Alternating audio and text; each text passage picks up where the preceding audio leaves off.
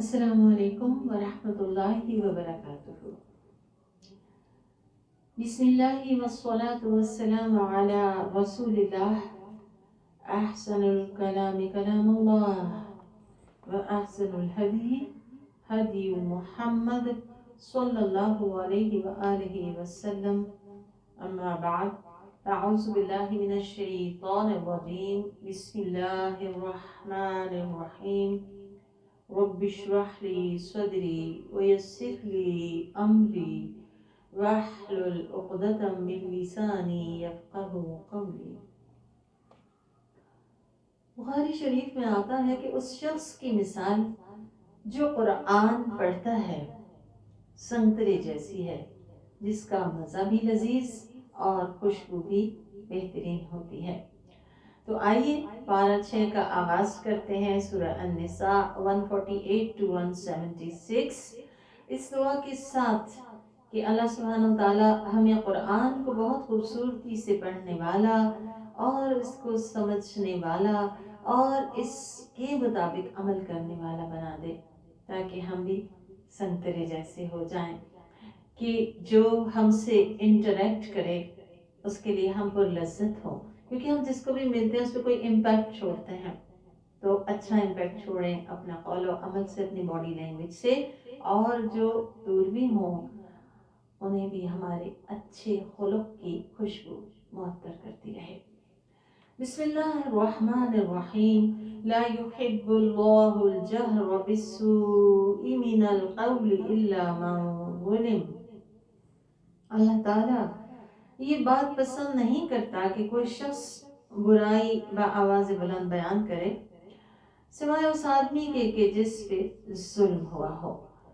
تو یہاں پہ ایک بات واضح طور پہ پتہ چل گئی ہم سب کو، اور وہ یہ ہے کہ اللہ سبحانہ وتعالیٰ کو یہ بات پسند نہیں کہ انسان سرِ عام بری بری باتیں کرتا پھرے، مثلاً کسی کو برا بھلا کہنا، گالی گلوچ کرنا، بد زبانی کرنا، فسق و فجور کی باتیں کرنا، بد دعا دینا یا غیبت کرنا، چغلی کرنا۔ ہاں، ایک جگہ ایسی ہے کہ جہاں بری بات کو بھی بیان کرنے کی اجازت ہے، اور وہ کیا موقع ہے کہ جب کوئی شخص مظلوم ہو، کسی پہ ظلم ہو، تو وہ اپنی مظلومیت کی داستان سنا سکتا ہے کسی ایسے شخص کو کہ جو اسے اس ظلم سے نجات دلا دے، اور یا پھر وہ ظالم کے لیے بد دعا کرنے کا حق بھی رکھتا ہے۔ ہمارا دین بڑا نیچرل ہے، اور اس کی دلیل ہمیں رسول اللہ صلی اللہ علیہ وآلہ وسلم کی زندگی سے ملتی ہے۔ ابو ہریرہ رضی اللہ تعالیٰ عنہ نے روایت کیا کہ ایک آدمی رسول اللہ صلی اللہ علیہ وآلہ وسلم کے پاس آیا اور کہنے لگا کہ میرا پڑوسی مجھے بڑی تکلیف دیتا ہے۔ آپ صلی اللہ علیہ وسلم نے فرمایا کہ تم اپنا سامان نکال کے راستے پہ بیٹھ جاؤ، اور اس آدمی نے ایسا ہی کیا۔ اب جو کوئی راستے سے گزرتا تو وہ اس سے پوچھتا کہ کیا وجہ ہے تم گھر چھوڑ کے اپنا سارا سامان لے کے یہاں راستے میں پڑے ہو؟ تو وہ بتاتا کہ میرا پڑوسی مجھے تنگ کرتا ہے، جس وجہ سے میں یہاں پہ ہوں۔ لہٰذا ہر کوئی جو گزرتا اس کو لعنت ملامت کرتا اور کہتا ہے اللہ سے رسوا کر۔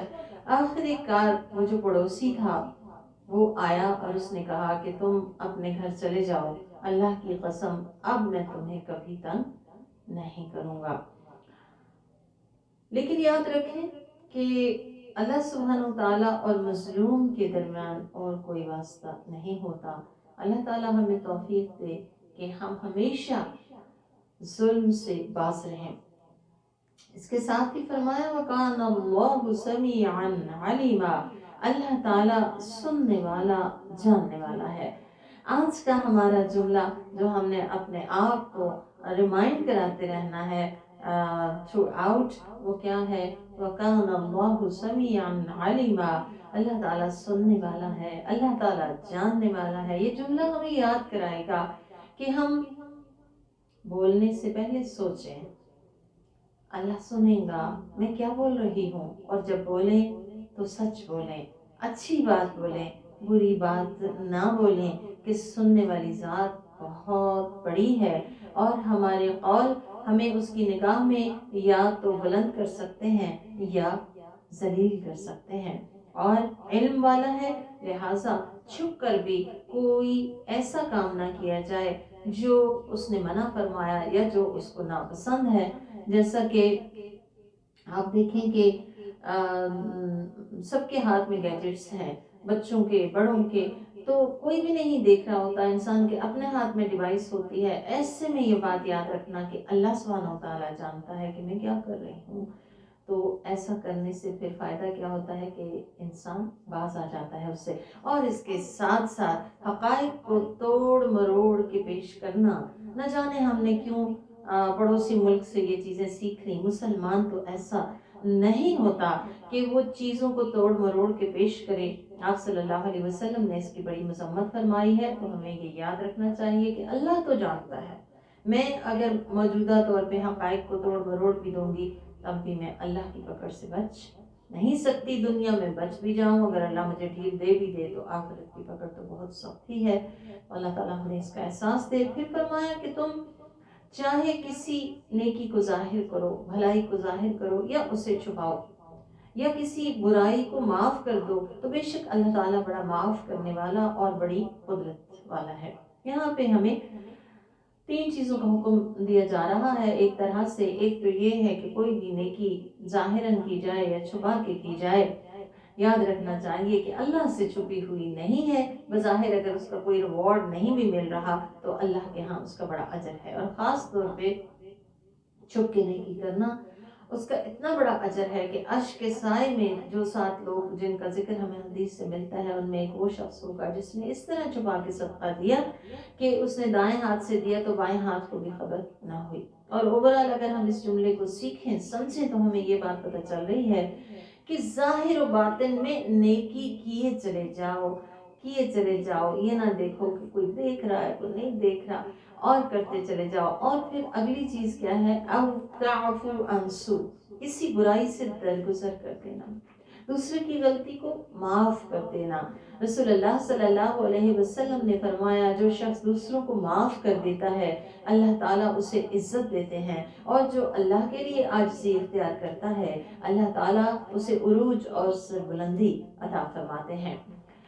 فرمایا بے شک وہ لوگ جو اللہ اور اس کے رسول کا انکار کرتے ہیں اور اللہ اور اس کے رسول کے درمیان فرق کرتے ہیں، اور کہتے ہیں کہ ہم بعض پر ایمان رکھتے ہیں اور بعض کا انکار کرتے ہیں، اور وہ لوگ دونوں کے درمیان کوئی اور راستہ اپنانا چاہتے ہیں، حقیقت میں یہی کافر ہیں، اور ہم نے کافروں کے لیے رسوا کن عذاب تیار کر رکھا ہے۔ اور جو لوگ اللہ اور اس کے رسولوں پر ایمان لائے اور ان کے درمیان وہ فرق نہیں کرتے، ان قریب اللہ تعالیٰ ان کا پورا پورا اجر ان کو دے گا۔ یعنی اجر بتایا نہیں گیا، پورا پورا اجر اس لیے کہا گیا کیونکہ اجر کی جو کوانٹیٹی ہے یا اجر کی جو ویلیو ہے وہ کس پہ ڈیپینڈ کرتی ہے کہ جو عمل کرنے والا ہے اس کی نیت خالص ہے یا نہیں، اس کا طریقہ محمد مصطفیٰ کا ہے یا نہیں، اس نے کتنا آگے بڑھ کے ایک کام کیا، سبقت کی اس میں، اور کتنی قربانی کے لیول پہ اس نے کام کیا، اسی کے مطابق انسان کا اجر ہوگا۔ لہٰذا فرمایا اللہ تعالیٰ بڑا مغفرت کرنے والا اور بے حد رحم فرمانے والا ہے۔ آپ سے اہل کتاب آسمان سے ان پر کوئی کتاب نازل کرنے کا سوال کرتے ہیں، تو انہوں نے موسیٰ سے اس سے بھی بڑا سوال کیا تھا۔ انہوں نے کہا تھا کہ ہمیں اللہ کو کھلم کھلا دکھا دو، تو ان کے ظلم کی وجہ سے انہیں کڑاکے کی بجلی نے پکڑ لیا، پھر انہوں نے ان کے پاس کھلے دلائل آ جانے کے باوجود بچڑے کو اپنا معبود بنا لیا، تو ہم نے ان کے گناہ کو معاف کر دیا، اور ہم نے موسیٰ علیہ السلام کو صریح غلبہ عطا فرمایا، اور ان سے عہد و پیمان لینے کے لیے ان کے سروں کے اوپر طور پہاڑ کو لا کھڑا کیا۔ یعنی آپ دیکھیں کہ وہ چونکہ بار بار عہد توڑ دیتے تھے، تو اللہ سبحانہ وتعالیٰ نے انہیں فرما برداری کے لیے ایک آپشن اس طرح سے دیا کہ ان کے سروں کے اوپر پہاڑ کو معلق کر دیا، ہر وقت سروں پر پہاڑ رہتا تھا، یعنی یہ خوف رہتا تھا کہ ابھی ٹوٹ نہ پڑے، تاکہ یہ بات سمجھ لیں اور فرما برداری اختیار کریں، اور لیکن پھر بھی وہ نہ سمجھے۔ فرمایا ہم نے ان سے کہا کہ دروازے میں سجدہ کرتے ہوئے داخل ہو جاؤ، اور ان سے کہا کہ ہفتہ کے دن میں حد سے تجاوز نہ کرو، کیونکہ ہفتے کے دن ان کو کسی کام کی اجازت نہیں تھی۔ ان کا سیکرڈ ڈے ہفتہ تھا جو کہ انہوں نے خود ہی سلیکٹ کیا تھا، اور انہیں کہا گیا تھا کہ اس دن یہ صرف اللہ کی عبادت کریں گے، اور ہم نے ان سے بہت سخت عہد لیا تھا۔ ان کے ساتھ ایسا برتاؤ اس لیے ہوا کہ انہوں نے اللہ سے اپنے میثاق کو توڑا، اللہ کی آیتوں کا انکار کیا، اور انبیاء علیہ السلام کو ناحق قتل کیا، اور کہا کہ ہمارے دل پردوں میں پڑے ہیں، بلکہ اللہ نے ان کے کفر کی وجہ سے ان پہ مہر لگا دی، اس لیے وہ برائے نام ہی ایمان لاتے ہیں۔ اور انہوں نے کفر کی راہ اختیار کی اور مریم علیہ السلام پہ بہتان عظیم لگایا، اور انہوں نے کہا کہ ہم نے اللہ کے رسول مسیح عیسیٰ ابن مریم کو قتل کر دیا، حالانکہ ان لوگوں نے انہیں قتل نہیں کیا اور نہ سولی چڑھایا، بلکہ ان پہ معاملہ مشتبہ کر دیا گیا۔ اور بے شک جن لوگوں نے عیسیٰ علیہ السلام کے بارے میں اختلاف کیا، ان کے بارے میں شک میں مبتلا ہیں۔ وہ لوگ ان کے متعلق سوائے وہم و گمان کی پیروی کے کوئی صحیح علم نہیں رکھتے۔ فرمایا کہ انہوں نے یقیناً انہیں قتل نہیں کیا۔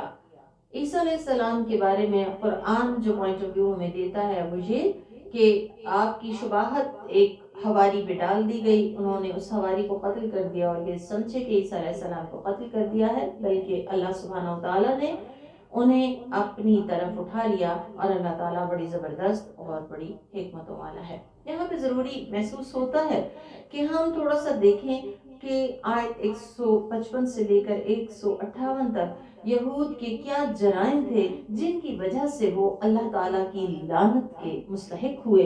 یہ جاننا اس لیے ضروری ہے کہ وہ بھی اللہ کی چنی ہوئی قوم تھے، ہم بھی اللہ کی چنی ہوئی قوم ہیں، تو ہمیں ایسے خصائل سے پرہیز کرنا چاہیے۔ انہوں نے اللہ تعالیٰ سے کیے عہد کو توڑا، بار بار توڑا، اللہ کے بھیجے ہوئے جو معجزات تھے صریح ان کا انکار کیا، انبیاء علیہ السلام جو کہ خیر کی طرف بلانے والے تھے ان کو قتل کیا، اور پھر اتنا تکبر کہ وہ کہتے تھے کہ ہمارے دل پردے میں پڑے ہوئے ہیں، ہم پہ نبی کی کوئی بات اثر نہیں کرتی، تو ان کے کفر کی وجہ سے ان کے دلوں پہ مہر لگا دی گئی۔ پھر انہوں نے مریم علیہ السلام جو دنیا کی بہترین عورتوں میں سے ایک عورت ہیں ان پہ تہمت لگائی اور زنا کی تہمت لگائی، اور عیسیٰ علیہ السلام کو ولد الزنا بنایا۔ پھر انہوں نے اس بات کا بھی دعویٰ کیا کہ عیسیٰ علیہ السلام کو انہوں نے قتل کر دیا ہے۔ تو یہ وہ تمام جرائم تھے جس کی وجہ سے وہ اللہ کی لعنت کے مستحق ہوئے۔ اللہ تعالیٰ ان میں سے ہر ایک عمل سے ہم سب کو محفوظ و معمون رکھے، ان کے لیے بہت کانشیس ہونے کی ضرورت ہے، اور اپنی اولاد اور اپنے پیاروں کو بھی جگانے کی ضرورت ہے۔ فرمایا اہل کتاب کا ہر فرد ان کی وفات کے قبل ان پر ایمان ضرور لے آئے گا، اور وہ قیامت کے دن ان کے بارے میں گواہ بنیں گے۔ کون؟ عیسیٰ علیہ السلام۔ فرمایا بس یہود کے ظلم کی وجہ سے ہم نے ان پہ کچھ حلال چیزوں کو حرام کر دیا۔ کیا پتہ چلا کہ ظلم اور نافرمانی ایسی چیزیں ہیں، ایسے گناہ ہیں کہ جن کی وجہ سے اللہ تعالیٰ کی طرف سے آنے والی خیر اور بھلائی سے انسان محروم کر دیا جاتا ہے۔ فرمایا ہم نے ان پہ کچھ چیزیں حرام کر دی ان کے ظلم کی وجہ سے جو ان کے لیے پہلے حلال کی گئی تھی، اور اس وجہ سے کہ انہوں نے بہتوں کو اللہ کے راستے سے روکا اور سود لیا، حالانکہ انہیں اس سے روکا گیا تھا، اور لوگوں کا مال ناحق کھایا، اور ہم نے ان سے کفر کرنے والوں کے لیے ایک دردناک عذاب تیار کر رکھا ہے۔ یاد رکھیں حدیث میں آتا ہے کہ بندہ اپنے گناہ کی وجہ سے اس رزق سے محروم کر دیا جاتا ہے جسے وہ پانے والا تھا۔ تو جب بھی کبھی ایسا ہو تو ہمیں سب سے پہلے استغفار کرنی چاہیے، اللہ تعالیٰ سے معافی مانگنی چاہیے، اور سب سے بڑھ کے اپنا جائزہ لینا چاہیے کہ کون سا ایسا عمل ہے کہ جس کا ارتکاب کرنے کی وجہ سے ہم رزق سے محروم کر دیے گئے ہیں۔ فرمایا لیکن ان میں سے علم راسخ یعنی پختہ علم رکھنے والے اور ایماندار لوگ اس کتاب پر ایمان لاتے ہیں جو آپ پہ اتاری گئی، اور اس پر بھی جو آپ سے پہلے اتاری گئی، اور جو نماز قائم کرنے والے، زکوٰۃ دینے والے، اللہ اور یوم آخرت پہ ایمان رکھنے والے ہیں، انہیں ہم اجر عظیم عطا کریں گے۔ بے شک ہم نے آپ پہ وحی اتاری ہے جیسے نوح اور اس کے بعد کے دوسرے انبیاء پر اتاری تھی. یعنی آپ صلی اللہ علیہ وسلم کی رسالت پہ انہیں حیرت کیوں ہے؟ باقی انبیاء علیہ السلام بھی بشر تھے آپ ہی کی طرح، جیسے ان پہ وحی آئی تھی ویسے ہی آپ پہ وحی آ گئی.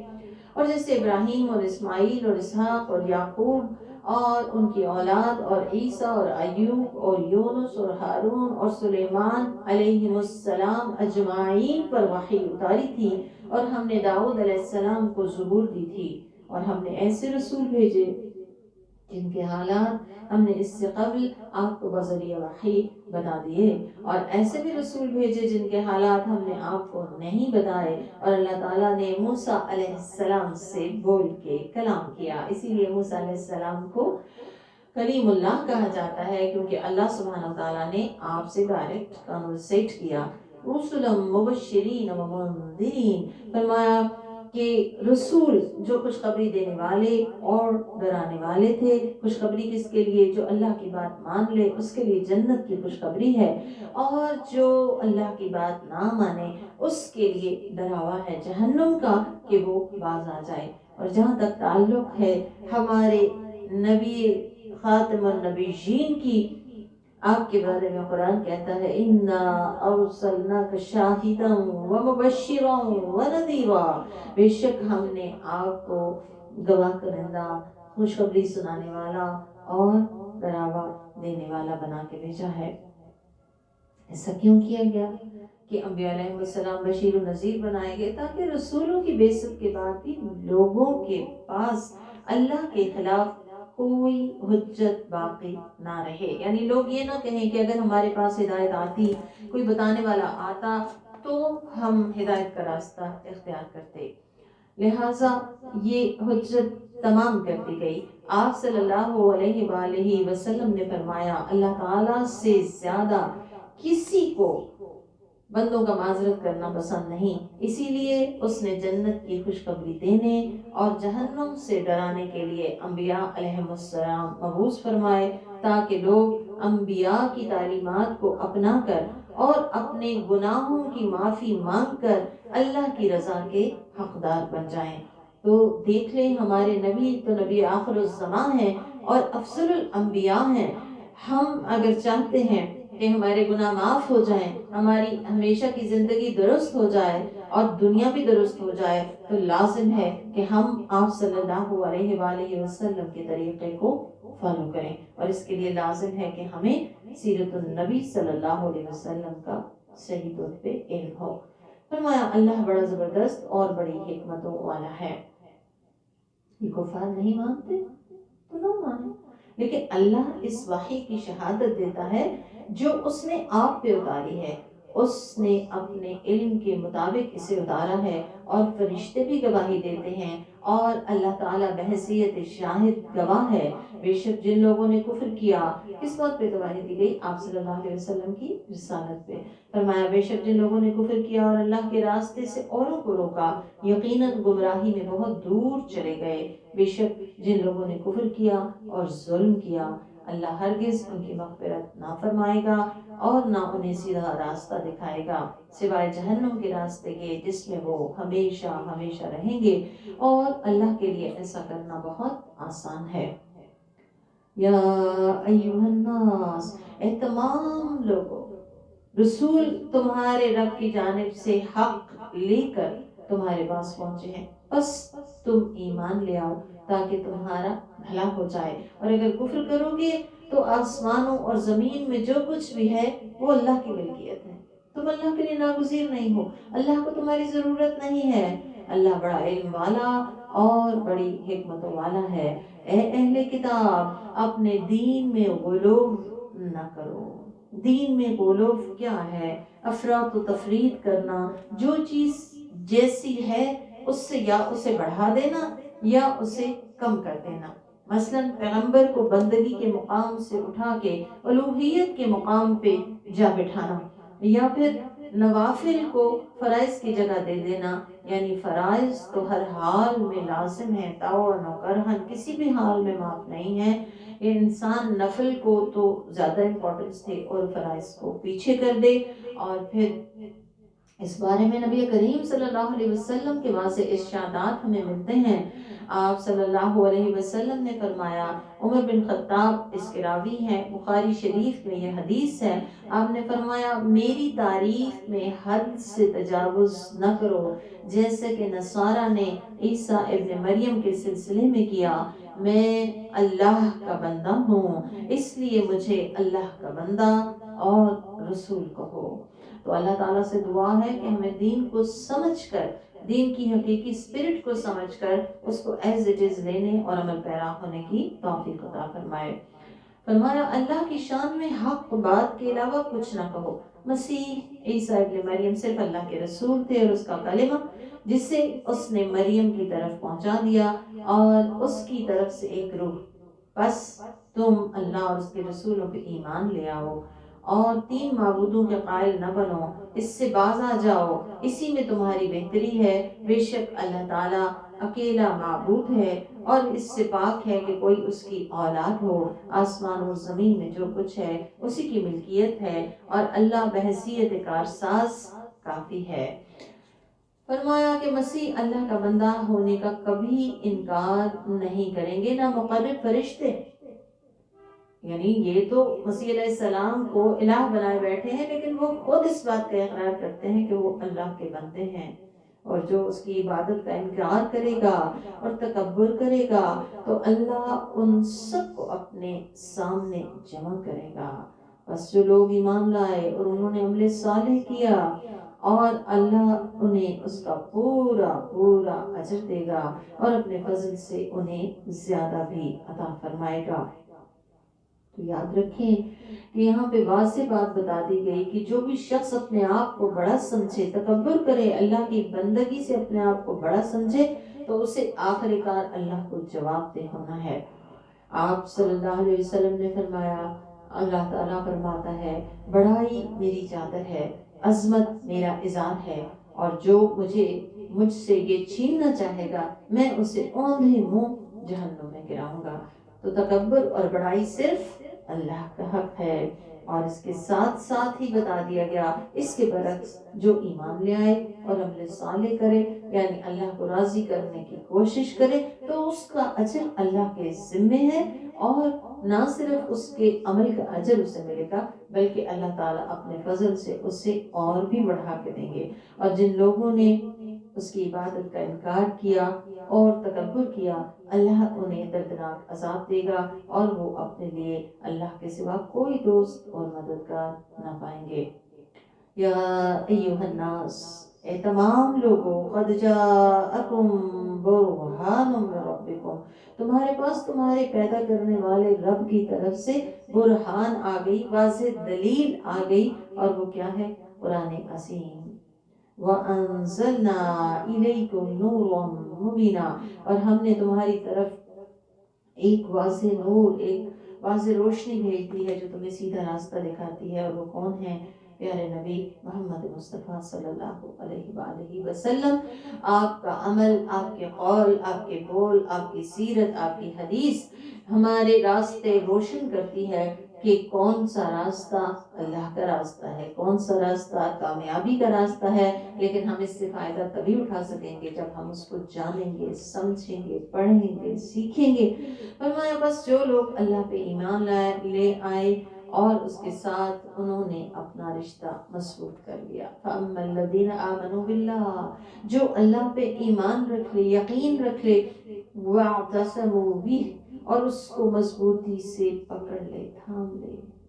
کس کو؟ اللہ کو۔ کیسے تھامیں گے؟ قرآن کے ذریعے۔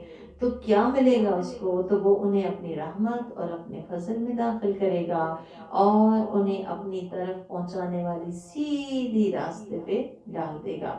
تو قرآن کو مضبوطی سے پکڑنے کے بڑے فوائد ہیں۔ اللہ کی رحمت چاہیے، اللہ کا فضل چاہیے، سیدھا راستہ چاہیے، تو اس کے لیے لازم ہے کہ قرآن کو مضبوطی سے تھام لیا جائے۔ اور قرآن کو مضبوطی سے تھامنے کا مطلب کیا ہے؟ کہ قرآن کے حقوق ادا کیے جائیں، اس پہ یقین رکھنا، اس کو صحیح پڑھنا، اس کو سمجھنا، اس پہ عمل کرنا، اور اس کا پیام بر بن جانا، اس کا دوسروں تک بھی پیغام پہنچانا۔ اللہ تعالیٰ ہمیں اس کی توفیق دے تاکہ ہم اللہ کی رحمت اور اس کے فضل کے مستحق بن سکیں۔ فرمایا لوگ آپ سے فتویٰ پوچھتے ہیں کس کے بارے میں؟ کلالہ۔ کلالہ کہتے ہیں لا اولاد ولا ولد، ایسا شخص کہ جس کی نہ اولاد ہو نہ ماں باپ۔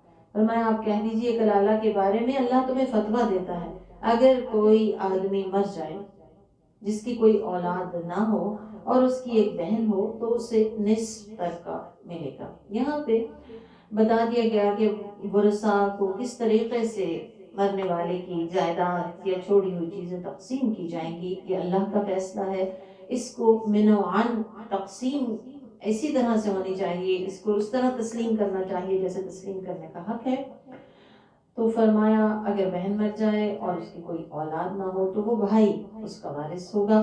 اگر بہنیں دو ہیں تو ان دونوں کو مال کا 2/3 ملے گا، اور اگر کئی بہن بھائی ہوں تو ہر مرد کو 2 عورتوں کے برابر ملے گا۔ یہ حکم اللہ تعالیٰ تمہارے لیے بیان کر رہا ہے تاکہ تم گمراہ نہ ہو جاؤ۔ اللہ تعالیٰ ہر چیز کا جاننے والا ہے۔